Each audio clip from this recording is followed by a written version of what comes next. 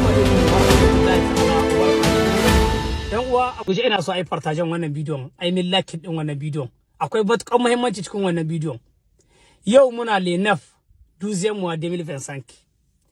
Yan uwa ina ba da shawara ta ga shugabannin kasashen mu na IAS na cewa idan Allah ya sa kuna da wasu reserve na kuɗi, to wallahi ku yi kokari ku kwaso kayan hada da wayannan kuɗin. Na sama da na ƙasa, kayan hada na ko ina, sirtu kayan hada na karkabar jirage. Wallahi wannan kurta ta benewa akwai ƴan ƙasa da yawa a saman ƙasa ƙarƙashi.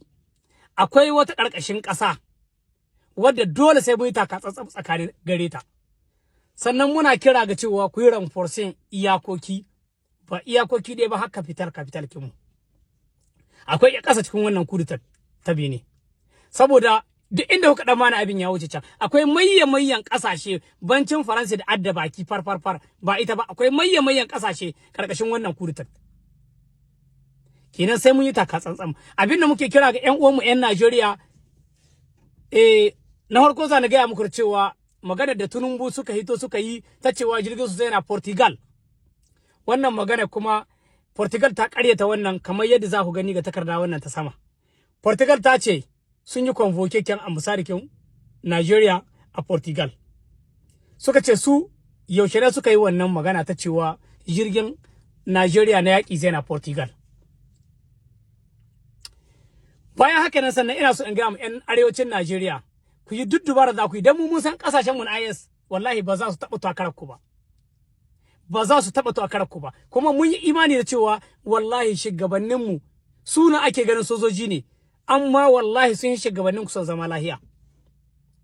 Sun yi shugabannin ku son zama lahiya, saboda shugabannin mu yanzu ne ba sai mun haɗi ba, a zahirance ku kun gani sun zaka akan talakawansu. Da yake naku su sun zo, kuma wallahi bila za na gaya muku ƴan arewacin Najeriya. Wallahi wai shugaban ƙasar ku Tinubu ba wai yana akan ƴan Najeriya zaman da yake ba, ƴan Najeriya kawai aiki ba. Yana aikin mandate mai zuwa ta yake firfare. Dan haka Amerika da Faransa duk abin da suka ce su yi, wa'annan manyan kasashen sai ya aikata shi. Da haka ku tashi tsaye kanku in kuna tashi, kar ku ce wai Tinubu yana nan saboda ku, wallahi ba saboda ƴan Najeriya yake ba. Na ga wani marshi azanci yana hitowa wai sai sun to sun shahe Burkina Faso. Allah wadan naka shi lalace. Ku da Bello Turji yabba ya ga dan Adam cikin daji, dan Najeriya mutum guda. Kun san uwan shi, kun san uban shi, ya zaka ya baye sojojin ku, dubayen sojojin ku cikin daji. Ina so in ga muku wani abu. Yanzu ya ce yawan sojojin Najeriya sun yi population kin Niger gaba ɗaya yawa. Sojoji kawai na Najeriya masu teni. Amma a ce wai mutum guda, dan ta'adda guda ya baye ku cikin daji. Wannan ya zan kuma ya ga sojojin Najeriya. Hakkure za ku ce ku ɗauki wada kai mu wata ƙasa. Yanzu dan Allah dan Annabi, idan kuka ce za ku yi mata ƙasa wada, kuka ciwo nasara, dan Allah ga gana za ku dibi ƴan Najeriya. Kenan yawo da hankalin ƴan Najeriya na kuke yi.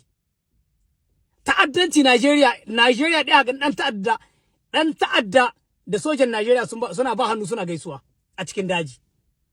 Kenan dan haka ku bar yawo da hankalin ƴan uwanku. Ku hito ku gaya musu kowa shi yadda zai shi kare kanshi. Wannan shine.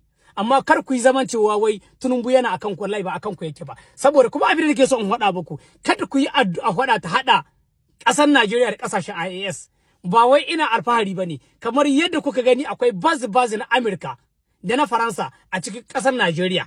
Hakan ƙasashen IAS suna da cooperation da mayyan ƙasashe, ire-iren su Korea do North, ire-iren su Russia, ire-iren su Iran.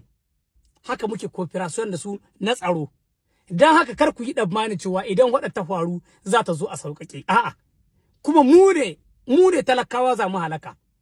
Tsakaninmu da ku mu ne za mu halaka. Su fa babu ruwansu. Baka taɓa jin ƙasar Union European inda suka ce an kwashi kayan hada sun kama mota ƙasa tsankanin su hada ba. Baka taɓa ji ba sai nan gare mu Afirka. Nan Afirka gare mu haka jin wani shugaban ƙasa ya zarge ga hada ƙasa makwabciyar shi tai a kashe waɗannan saboda iko. Sai ga Afirkawa. Kuma ko Afirkawa masu son su yi manda da yawa. Da haka ƴan uwa mu yi hankali. Wallahi akwai wani abu karkashin wannan kudeta sai mun kiyaye. Wallahi mu kiyaye da nesa. akwai dala karkashin kargo dan haka ƴan uwa abin da za ni gaya muku wannan mu yi hankali da wannan abun